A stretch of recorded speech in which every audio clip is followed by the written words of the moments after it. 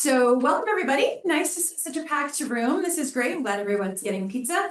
My goal is to start us on time so that we can end on time. There is always a lot of information to share about the MCAT. There's also always a lot of questions. And so I'm going to dive right in, and I invite questions at any time. And the mic both allows me to not have to stay here behind the podium, but also for the purpose of the recording. So just a couple of reminders. I put this up as much for me as for you so that I didn't forget to tell you.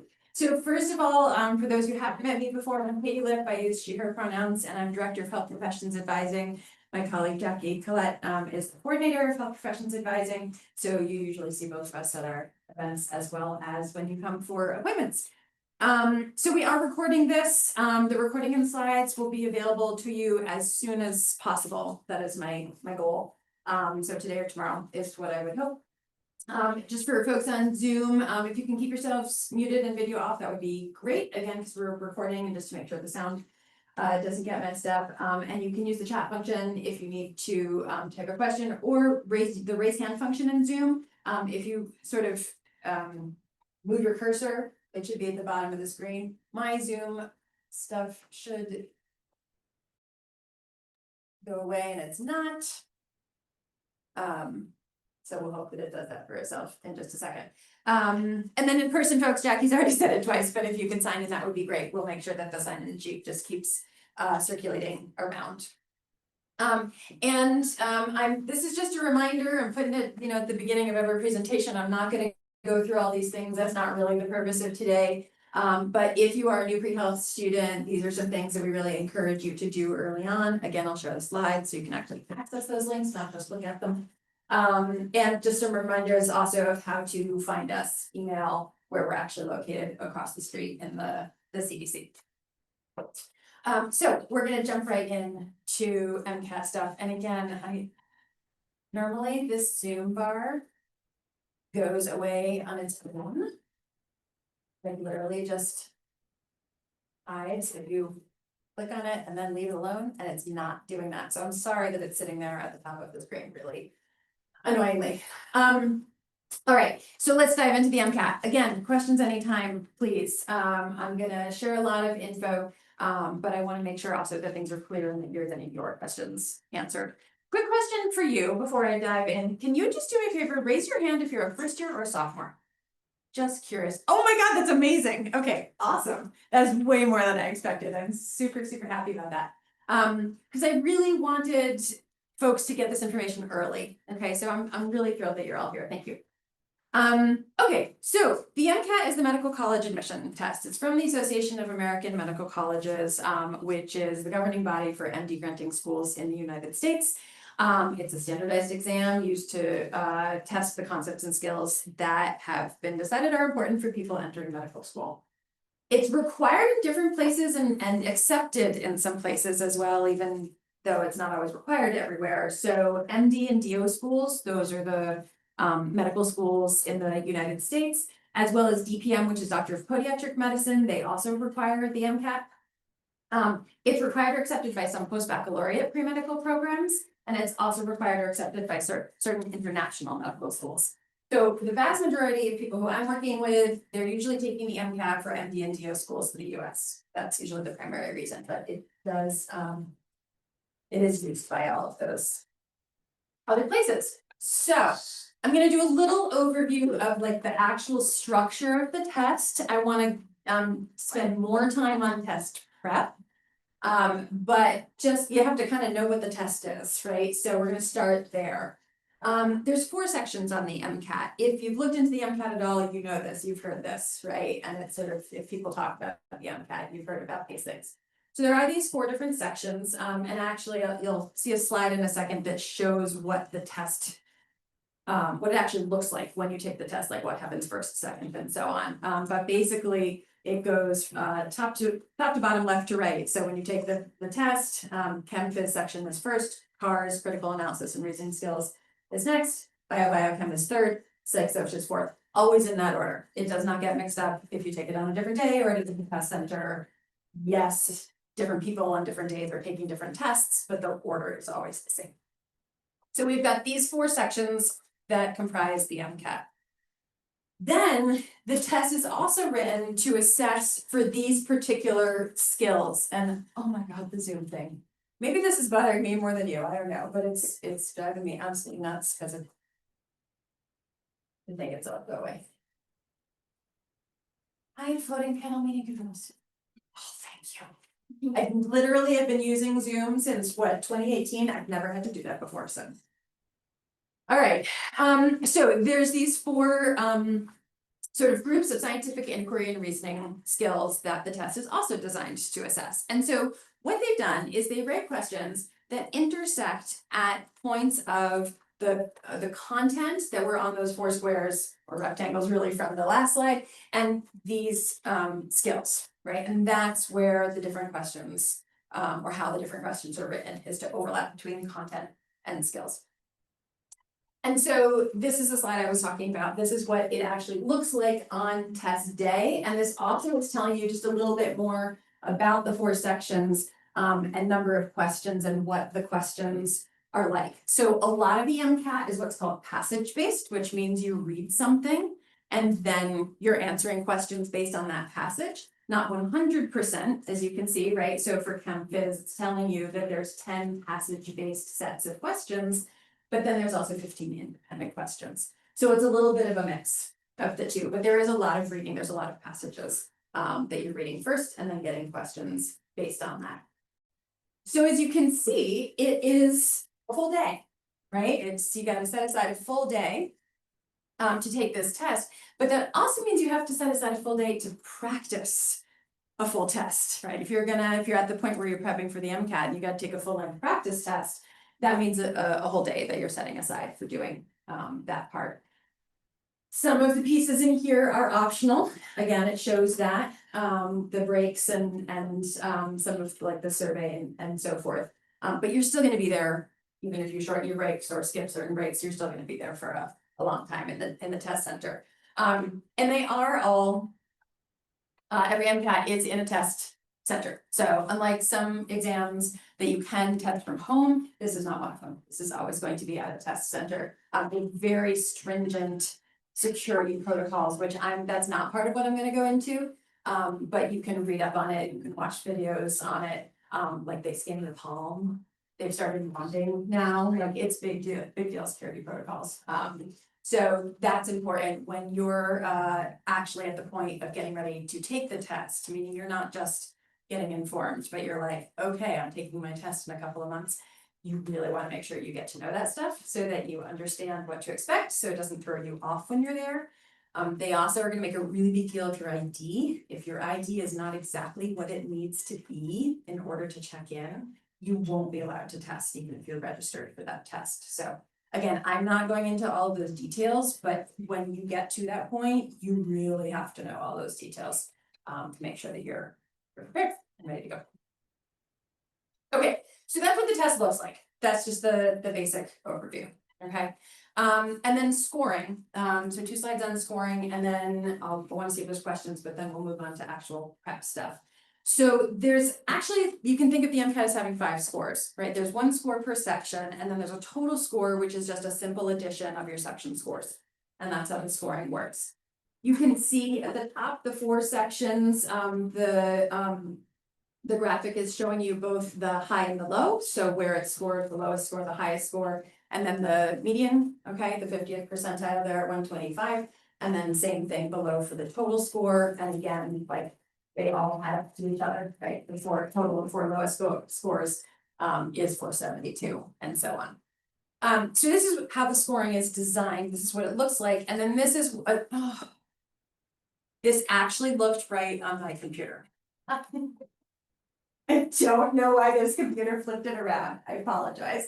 Let me see real quick if it'll let me flip it. Oops. I don't know that it will. Sorry, Zoom folks, bear with me 1 second.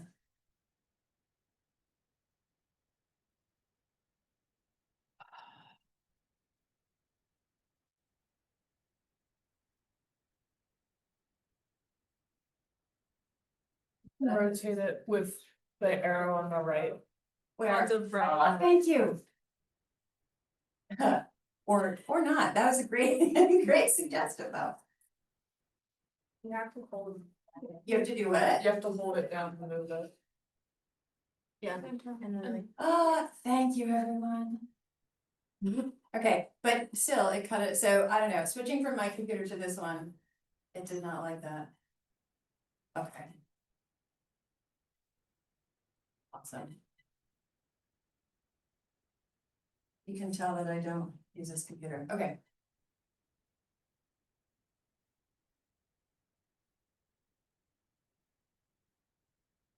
That's better.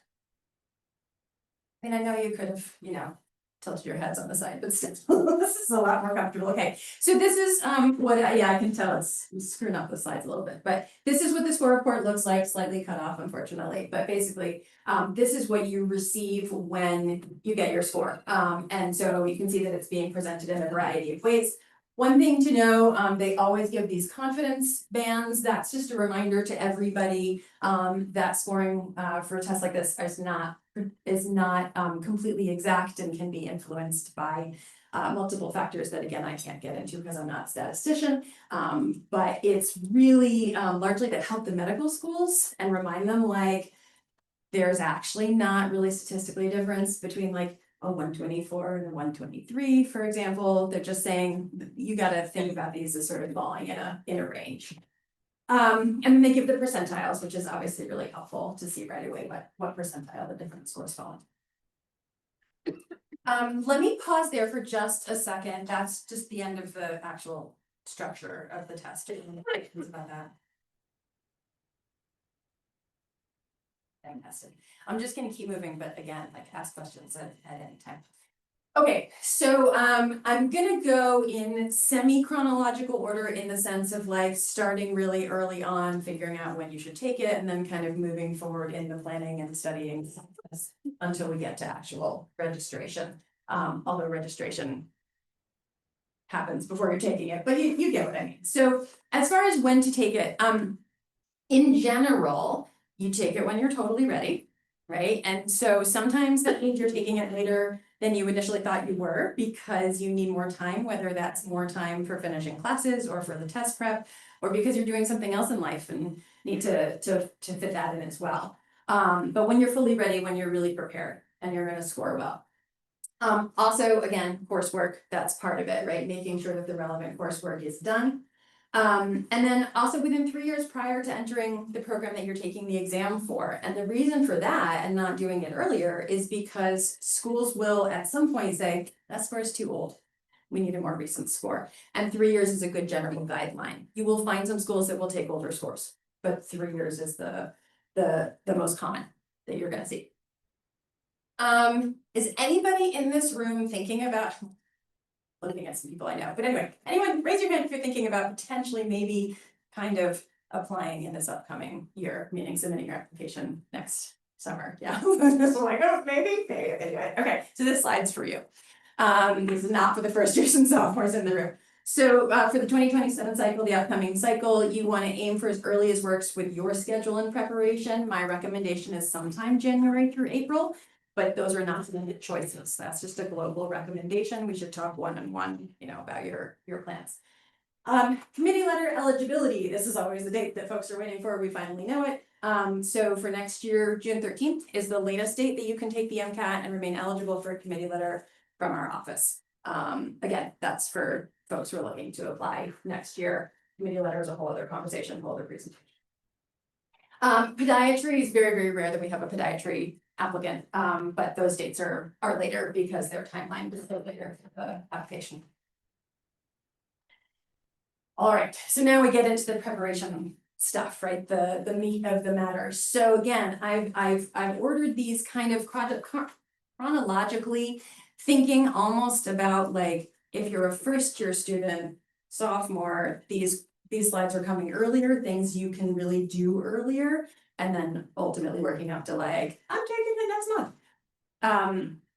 So that's what you're gonna see. So these are the courses, the specific malware courses that are relevant for the MCAT, right? That are the pre-med courses, also pre-podiatry for that matter, that are MCAT relevant. And so these should look familiar to many of you. Again, if you're a first year, not all of these look as familiar as others, but that's okay.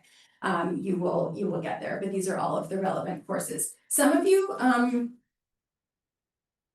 no, it is still there, actually. I thought that I had potentially deleted the psych and the social. I want to briefly just mention the psych and social at the bottom. Sometimes one-on-one, I have conversations with people about how psychology and sociology might relate to your MCAT prep. If you're someone who's done a lot of social science, or you took an AP psych, for example, taking one or both or either of those courses might really not be necessary. That's very individualized. I think that's worth a conversation. On the other hand, if you've literally never taken social science, then that's what I would recommend, unless there's a reason why you're gonna do a different course. But there could be some degree of flexibility there. So the next piece, and probably the biggest reason why I really want first years and sophomores to be thinking about this, is that building your academic skills is actually a really, really critical part of MCAT prep, and something that you can start working on from day one, even though the MCAT is years away. But one of the things that happens for, I can't say everyone, that would be too much of a generalization, but I would say most people who I work with, is that they get to the MCAT and it's the biggest thing they've ever done as far as a test goes. And it's different than what they've done in the past. And kind of just like transitioning into college, they realize, oh, it's like some of my strategies that I've used before are not actually working as well. And some are working great. And this is a new learning opportunity for me. But if you're starting from a place of your academic skills, like you haven't worked on certain things that you know have been weak areas for you, it's gonna make it that much harder to go through this transition, this leap into this new big test. So really thinking about those now. And now can also still mean if you're a junior or senior. So I'm saying this is important for first years and sophomores, but it's important for everybody. And a lot of this comes down to really good self-reflection, self-awareness, and honesty with yourself. If there's something that's hard or a challenge for you, really, rather than shying away from it, diving into it and tackling that. A couple things that I just want to highlight. There's a slide on this, but in the middle there, accommodations, and if you potentially need psychoeducational testing for accommodations. So this was a new piece of information for me that I learned within the last year. So in medical school, this is not the new part for me. In medical school, eventually you take licensing exams, right? Those licensing exams, it can be difficult to get accommodations, but near impossible if you didn't have them on the MCAT.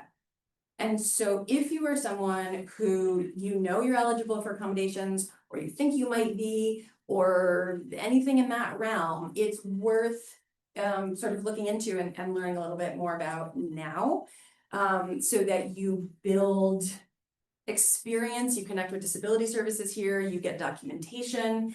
I'm getting into my accommodation slide, but that's okay, I'll just skip some of it when we're there. The threshold for receiving accommodations on the MCAT is extremely high. Apparently, I've learned from disability service professionals, the MCAT and I think it's the LSAT for law school, maybe the other one, that are known as like the hardest to the highest bar. So that's just something to be really aware of early on and to look into early on if you think that that would be important for you. And I covered the gist of that slide. Okay, so classes, skill building, then you're like, okay, so what is the test itself? You're kind of doing step one right now, right, of getting to know the exam. But really on your own, diving into this more. So oftentimes when someone comes into my office and they say, well, I think I want to take the MCAT in about a year, what can I do now? And this is exactly what we talk about. I say, perfect, this is exactly when you want to go to the MCAT website, start reading up on all of the information that they have there. Watch the recording of this webinar, watch the recording there's a link to a webinar that has nothing to do with me, but I think is wonderful, that's all about MCAT prep. Doing things like that, learning about what test prep materials are out there, which ones you think are gonna work best for you. How much things cost? Do you need to budget for test prep materials for registering for the exam? It's expensive, all this stuff. What are ways to mitigate those expenses? So that's the big picture, get organized stuff. That you really can start early. And it's a great idea to start early. I'll get to slides like on the fee assistance program and like I said, the accommodation process, but both of those things can take some time. And so you also need to plan a little more time for those. Not as much the fee assistance program, that's a much faster process than the accommodation request process, but both do need a little extra time. And there they are. So the fee assistance program is one of my favorite things to talk about because this particular one, as compared to some other health profession fee assistance programs, is very generous. So if you are eligible, it is an amazing, amazing benefit. It's not only about the MCAT. So I separated this into MCAT benefits and other benefits. The biggest chunk in terms of the financial value for the majority of people is actually the MCAS fee waiver for up to 20 schools. That means that you can apply. You can submit the primary application, which is like the Common App for undergrad. You can submit the primary application for up to 20 MD granting schools for free, which is a huge, like almost $2,000 value. I don't know the exact amount, but it's something like that. So it's pretty amazing. But in terms of the MCAT, if you're eligible for the fee assistance program, there's reduced scheduling fees. It's not totally free, which is a bummer, but it is reduced. You do get free access to all of the AAMC MCAT prep materials, which is great because that's also those can get expensive. And then you do get consideration for financial assistance for psychoeducational testing if you need it. So that would be actually the highest value, but many fewer people need it. So that's all MCAT related stuff. And so you do need to think about this early and look into whether you might be eligible. And if you think you are, then apply. Because it takes time, for you to gather the materials that you need to submit to them for this application, but also it's not retroactive. So if you've already purchased your MCAT prep products from the AAMC or you've already registered for the exam, they're not going to refund you that money, even if you're eligible for the fee assistance program. So it does require some advanced planning to look into that. Not too advanced though, so I'm not talking to the first years and sophomores now. I'm talking to the folks who are ready to start actively studying. That's when you want to look into applying to this if you think you might be eligible. If you're a couple of years away from studying, just know that this exists and it's a great resource. But don't apply yet because it'll expire basically before you can make full use of it. And then again, accommodations, I mostly talked through this, but I will just highlight that second bullet point that for this one, you have to apply at least 3.5 months before you might want to test. So fee assistance, it was like 10 days before you think you want to use it. This is many months. There's reasons for that I won't get into. The initial approval does not take 3.5 months. It might take 2 months, but sometimes there's appeal processes and so forth. So you do need to think about this really far in advance if you think that you might be applying for accommodations. Okay, so we've gotten through the general learning about the exam, you've built up your study skills, you've taken all of the relevant courses, and now you're at the point where you're like, okay, ready to like really set my plan and really do my several months of active studying. What does that look like? So I recommend that you plan at least 400 hours of preparation time.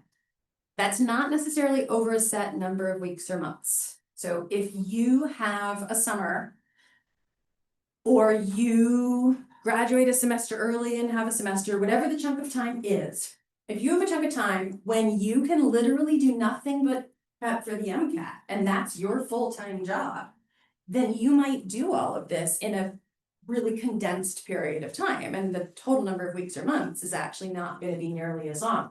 Versus if you're working full-time or you're a full-time student, you're going to need more actual weeks and months because you won't be able to study for as many hours per week.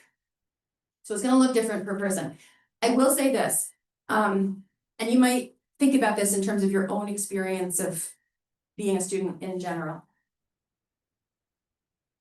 The most effective studying is gonna have a balance between spread out over time, so you're continually reinforcing your learning, right? So like not cramming and then forgetting everything, right? Spread out over time, but also intensive enough within that time that you're not losing what you've done over time. In other words, if your MCAT prep is stretched out over an entire year with just a few hours a week, that's probably not intensive enough for you to really get the result from it that you're hoping for. It's not totally ineffective, but it's not as effective as if you can do it a little more intensively than that. So you gotta find what that balance is for you, but there is balance to be found. Okay, so a realistic study plan, right? And again, this is where it's gonna start to look different for everybody. What else do you have going on in your life? Are there things you can let go of? I very often talk to people about taking a lighter course load if they're studying during a semester. Not everybody can do that, but prepping for the MCAT is like having a really hard course, right? It's like having orgo on your schedule or thermodynamics if you take that, or think of something else that's really hard and time consuming. So you have to make sure that there's space for that. And if you already have a really jam-packed life, something's probably gonna have to go during the time you're studying. And so what is that for you? It looks different for everybody. But you gotta really think through that time management piece. And you also have to think through like, okay, so I am doing a lot while I'm prepping for the test. And so it is gonna be several months, and other things are gonna be more immediate priorities at different points in time. I'm gonna have like tests for my classes, or if you've graduated and you're working, like I have a deadline for my job, or my sister's getting married, or stuff is gonna happen that's gonna be a more immediate priority. But if the MCAT prep, because it's a long-term priority, continually gets pushed off, then you're not sticking to your plan and you won't get to the point that you want to get to at the time that you want to get to it. So again, you have to figure out for yourself, what is this gonna look like? How do I prioritize this? Knowing that I'm not taking it for like 3 months, right? So think about that when you make your plan. What's gonna work for you? I started, when I was putting this together, I started writing that phrase, study smarter, not harder, and then I was like, no. I think we're just gonna say study smarter, because you're probably gonna study harder too. But again, think about that self-reflection piece of how do you learn best? And also, as you're moving along in your studying, reflect on what's working and what's not. Let's say that you take a practice test, and then you're studying for, I don't know, 3 weeks, 4 weeks, and you take another practice test, and your score has gone up by 1 point. Your studying might not be effective. And so you need to, despite all of the hard work you're putting into it, what's not working with whatever it is that you're doing, right? And really making sure that you're digging into that, because otherwise you're gonna spin your wheels and get really frustrated with the process. So keep that reflection in your studying experience over time. And the practice test can help with that, but they're not the only thing that can help with that, right? Think about, use practice problems that can help you to assess your learning. But also just like how it's working for you in your life, how you're feeling. Are you, so one of the things that sometimes comes up with alums who are working and studying is they tell me, I get home from work at the end of the day and I'm exhausted. Like the idea of sitting down and studying for 4 hours, like I'm just so tired from my very full day doing, whatever they're doing, caring for patients, working in the lab, whatever it's like. So that's important self-reflection too. I've literally sometimes had people change jobs because they were like, I can't study for the MCAT in this job that I have. Most people don't have to make that dramatic of a life change, but it's a great example of they really took it seriously that it wasn't working, and they had to figure out what was gonna work for them. Okay, and so then where do you start, right? So you got to make a plan that's going to work for you. You've got to use impeccable time management skills. You've got to figure out how you're going to keep yourself going. You got to use all your strengths and continue to build up those weak areas and find sort of support for them. Where do you start? So there's lots of different things I could say, but I put 3 resources down here as sort of maybe starting places.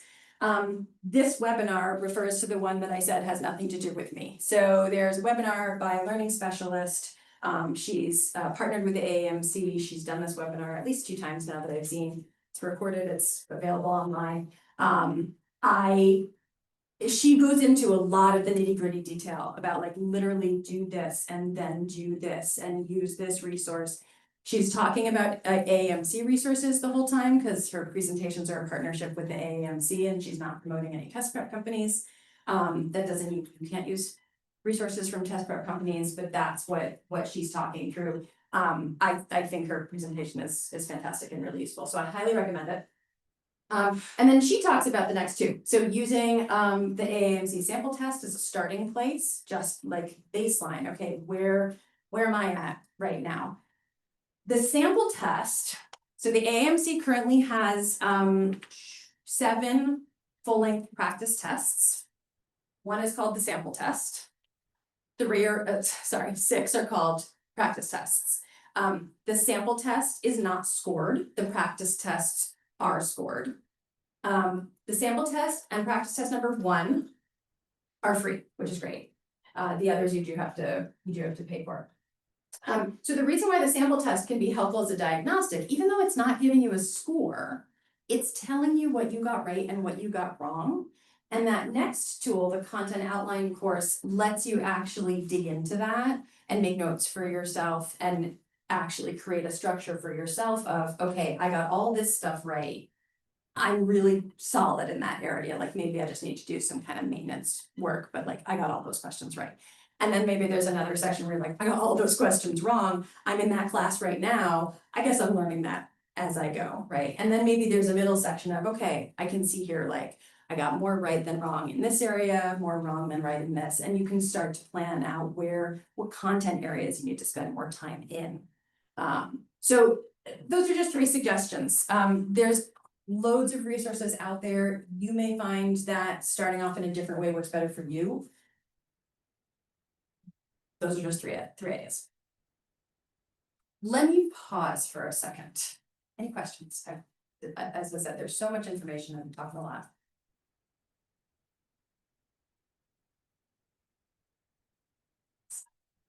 Okay. All right. So there's like 1 or 2 more tips on studying and then a little bit of information on registration. So once you actually have your plan and now you're diving into the studying. So now we're beyond first years and sophomores and maybe even juniors, depending on what stage you're at. And we may be now speaking to people who are thinking about applying in this upcoming cycle, let's say. But for anyone, when you get to this point and you're actively studying, what are the things to really think about? So learning, meaning if there's those 3 examples I gave before, right? Like, oh, this content, I didn't know any of that. You're learning that stuff. Content review, that stuff you learned and you kind of know it, but you got to refresh your memory like you took Chem 150 3 years ago or whatever, right? You need some reminders. And then practice, doing practice questions, doing full-length practice tests. Those go hand in hand. So I've had people sometimes say, okay, Katie, what are the mistakes that I should avoid? What have you seen people do that hasn't worked?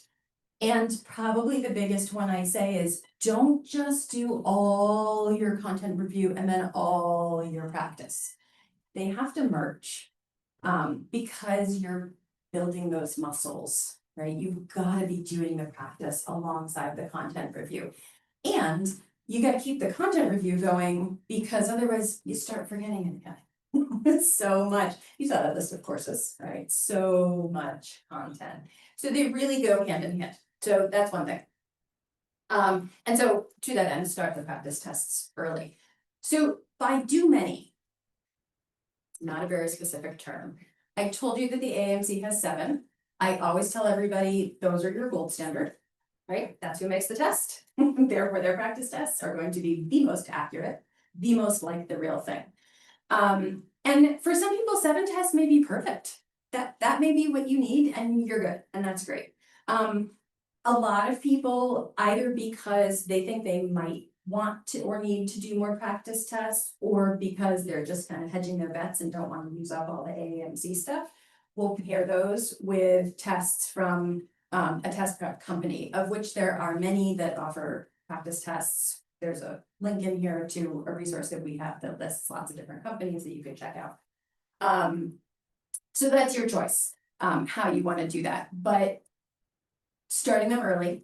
And I find that at minimum 4, but I often see people doing a lot more than 4 practice tests. And then when you do the practice tests, do it under test conditions. And I tried to list a bunch of things that I could think about, because some are things that like you don't even think about that you could sort of make like a test condition. But it's about getting your mind in that frame of this is what it's actually going to feel like to do it, right? So wherever you study, test in a different place, because your test center is not the library or your room or wherever your preferred study space is. So find a different place to take your practice tests, wherever that's gonna work for you. Remember, you have to set aside a whole day, so whatever that space is, you're gonna have to have it available and quiet for you for a whole day. And then timing, so like, don't take your practice test starting at noon, even if you're not a morning person. Oh, I'm so sorry, but start your practice tests at 8 AM. Because that's what you gotta do for the real test, and so don't make your body struggle through that for the very first time with the real test. Right, you're training your body as much as you're training your brain. So the thing, your morning routines, your timing, think about literally like what you're gonna eat. When you go to a test center for the day, you've gotta bring your lunch, you've gotta bring your snacks. Eat the same kind of things, give yourself the same kind of breaks, really make it feel like the real thing. Think about what you're gonna wear. So here's something that's kind of new, not kind of, something that's new. So for those of you who've already been familiar with the MCAT, this will be new. For those of you who are learning about it for the first time, this is just how it is. When you're taking your test and you're actually in the room, you can no longer remove a layer while you're sitting and taking the test. You have to wait for a break or take an unscheduled break. Unscheduled means the timer doesn't stop. So really think about, and the problem is you don't know what a test center is gonna feel like. Is it gonna be freezing cold? Is it gonna be boiling hot? So, bring layers when you go to the test center. But think about that with your practice tests too, right? What am I gonna wear? How am I gonna be comfortable? Don't take off your sweatshirt while you're taking the test. Do exactly what you are gonna have to expect. I still have my little note here on masks. That was more important several years ago, but we all have our choices about times when we feel that we want or need to wear masks. And if you are going to want or need to wear a mask, let's say you're, just getting over a really big illness and you're being considerate, or you're just getting over a really big illness and you really don't want to catch another one from someone who's there, for whatever the reason might be. If you're going to test in a mask, just in a mask. And then the last one, so the test center gives you these whiteboard notebooks, and I mention that not because you're gonna have the same one when you practice, presumably, but you could at least have pencil and paper. I say pencil because a whiteboard you can erase, a pen you can't, so pencil and paper with you when you do your practice test, so you can sort of simulate having that whiteboard. Okay, and then assessing your progress. So I've mentioned this throughout, but this also is really important. It's always important, but this slide, I guess, is referring a little bit more to when you're getting closer to test day. So at some point you've registered for the test, you have an actual date that you're aiming for. It's really important though to recognize if you're ready for that date, because if you're not, you do still have choices. There's a point up until which you can reschedule your date. There's also a point after which you can't, or at least you could cancel it, but you get no money back. So when I say you can reschedule, I mean with some degree of money back. And so it's important to know about that because you can reschedule, if you decide early enough. I've known some people who could not reschedule, but knew that like there was no way that their score was gonna be competitive, still take it, but choose to void their score after taking it, which no one ever wants to do. But it just meant that they were being really honest with themselves and still taking advantage of, hey, I paid for the test, I'm gonna go do it in practice. So, assess, be aware of what's working for you, what your practice test scores are like as you're getting close to the exam, so that you can make the best decisions for yourself about what's gonna, work best for you between then and exam day, or like I said, if you need to change your exam day. Really take care of yourself. So again, the training your body thing and like being in the best position for studying, making sure that you're not doing only studying, but sleep really well, eat really well, socialize with people, like get outside, breathe the fresh air, get the vitamin D, all that stuff. It's gonna make a difference in actually doing well on the test too. I know you know this, but I'm never gonna stop saying it. And then stay in touch with me. So I'm always happy to touch base, answer questions, problem solve, give you a tissue, whatever, whatever is helpful. But stay in touch, let me know how things are going. Okay, so I always get this question. I never have a definitive answer. It's such a personal choice. Yes, test prep classes exist. Yes, they're very expensive. There's benefits to them, otherwise people wouldn't do it. So, there are reasons to do test prep classes. There's also disadvantages and reasons not to. You need to decide what's gonna work best for you, is the bottom line. A lot of people do them, a lot of people don't. It's really like, I think the data from the AMC, if I remember correctly, and don't quote me on this, but I think the data from them is it's half and half, which means that like tens of thousands of people are not taking test prep classes, but also tens of thousands are. So think about what's gonna work best for you. Okay, so this is the final piece on registration. So registering, and some of this in particular is again for those folks who are thinking about taking MCAT next year. So if you're really getting close. In 2026, there are 31 test days. They added one in February. For those of you who've been tracking this over time, there has not been a February test date for a long time. So now there's one. One exam per day, that's it. So if you choose a day, it's just one exam, 8 a.m. Whatever, location that's at. Registration for 2026 opens October 21st, 22nd, and 23rd. Its registration is staged. Their system literally cannot handle all the people registering at once. We have had more than 1 year when the system crashed because everyone came to register at the exact same moment. So it is staged, and the date that you can register is based not on where you are located at that moment, but where you want to test. So test centers in sort of the eastern third of the country, registration for those opens on October 21st. So most folks end up doing that because here we are in the east. And then on the 22nd, it's the western 2/3 of the country, and then the 23rd, it's international locations. So those are the 3 days the registration opens. You don't have to register on the first day that it's open. You can, but you don't have to, especially if you're going to test later in the year. One thing that's also different, if you're someone who's been tracking this, they used to only open the early part of the year dates in October. Now it's the whole year. So starting October 21st, 22nd, 23rd, you can register for January through September, whatever dates you want. They do have this notify me function, which is really great. So if your preferred date location is not available, it's kind of like being on a waiting list, only it's not exactly a waiting list, because it's not like, oh, you got in the class, now you're in the class. Because if you do get notified if a seat opens up, they're not then automatically registering you for that spot, and it is first come, first serve. So if you and 100 other people got notified that the spot opens up and someone else grabs it first, then it's gone.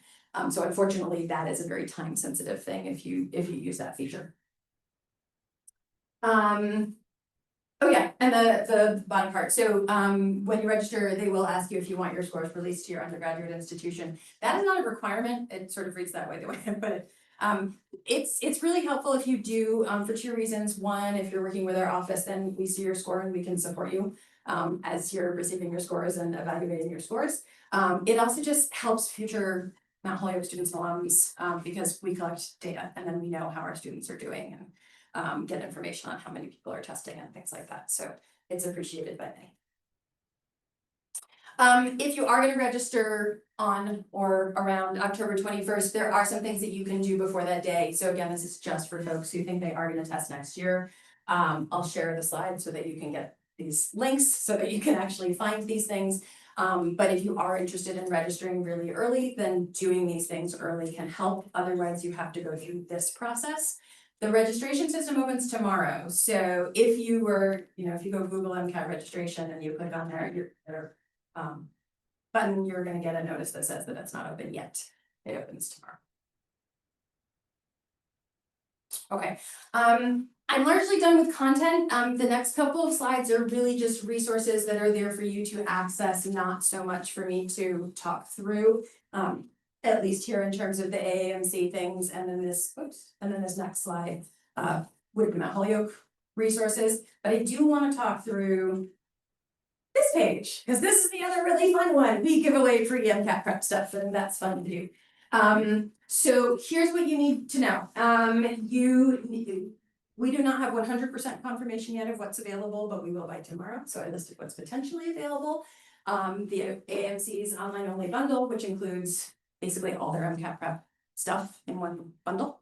So that's potentially available, question packs for chemistry and physics specifically, and then a set of 3 practice exams from a test prep company. I cannot yet specify which one. So these are the things that are potentially available. Some years, everyone who applies for some of this stuff gets some. Other years, we have to choose. It just depends on how much we have available and how many people apply. And so far, that's been inconsistent year by year. So I can never guarantee how many people are going to get stuff. But there is eligibility, so only certain classes, where people who are actively going to be studying for the MCAT in the next year. We do this, like I said, every year, so if you're not eligible yet, don't worry, you will be. You do have to demonstrate financial need, and academic readiness. I set what I thought was a relatively low bar for GPA, because I really don't wanna. Anyway, there's a lot of variety about why people's GPAs are what they are, and it doesn't always mean that you are or are not ready for the MCAT. So, but there is at least some minimum. And you do have to have met with me at least once in the last year. We just want to make sure that we know you and we've at least checked in. So there will be an email tomorrow through our mailing list that will announce this. Also though, if you go to our website under the Money Matters section of our website, it will be there as of tomorrow. It's not there today. And the deadline is October 12th. So the deadline's pretty quick after this is all being announced. We'll send out a couple of reminders, but we want to get the applications so that we can get the resources out to people as quickly as possible. Okay, and then I just want to highlight a couple of events. So I'll mention this one, and then I'm going to pause and ask for questions one more time before I show you all other things. This is not me, this is not us, this is from the AAMC. They do have a webinar specifically about the 2026 testing year, registration, opening day, resources, things like that. So again, it's directed to people who want to test in 26, but if you're really excited to learn more from the AAMC, anybody can go. So it's really open to anybody. Registration link in the slides that I will send to you, but again, you can always just Google 2026 MCAT opening registration webinar or something like that, and you'll probably find it. And that is available to register for now. Any questions on anything at this point? The last stuff I want to share is just about our upcoming events. So we did MCAT stuff, yeah. If you don't want to take a gap year between graduating and then going to med school, when do people generally get in their senior year? That's a great question. I'm going to repeat the questions for the purpose of the reporting. So their question is, if you don't want a gap year, if you want to go directly into medical school from undergrad, when should you take the MCAT? So the answer is at the latest, and this is assuming that you want to request a committee letter. I can also speak to not using a committee letter, but at the latest, you'd be taking it by kind of early June after your junior year. So before senior year. You can take it earlier, but I would imagine it wouldn't be any earlier than January of your junior year, just because you need time to complete the courses and prep for the exam. If you don't request a committee letter, technically speaking, from the medical school side, they will allow you to take the MCAT and submit a score all the way up to their September test dates. We don't recommend that, which is why we set an earlier deadline for committee letter eligibility, because medical schools use what's called a rolling admission process. It means that they review applications as they are fully complete. And so they start reviewing fully complete applications in July. They start interviewing people in September. If you test in September, your score comes back in October. And that means the earliest they're even starting review of your application is October, which means you're 1, 2, 3 months later than some of the earliest reviews. So we don't recommend it, but technically speaking, medical schools allow it. Other questions? Yes. So for the giveaway, it says that you have to demonstrate financial need. How would one do that? Do we need to submit documents?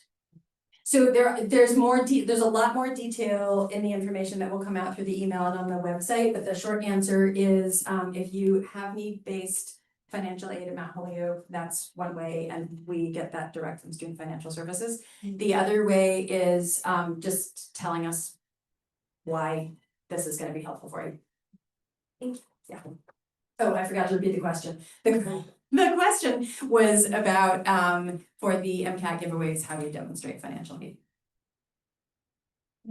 Yeah.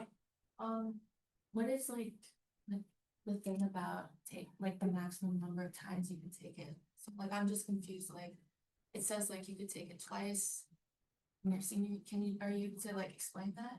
Yeah, so the question is about this lifetime limit that the MCAT, or that the AMC has set on the MCAT. So, and some of you haven't heard about that. So they do have limits. And so I wanna make sure that I get this all accurately. So there is a lifetime limit for taking the MCAT of 7. You can take the MCAT a total of 7 times across an entire lifetime, and then that's it, you're done, you're not allowed to take it again. But it is broken down a little bit more specifically. So for example, you can't take it 7 times in 1 year, or even in 2 years. You can take it up to, I remember that you can take it up to 4 times within 2 years. But there's something else that breaks it down even slightly more than that, that I have forgotten in this current moment. So I'm sorry, I don't remember fully, but those are 2 of the 3 components of how they break down the limits.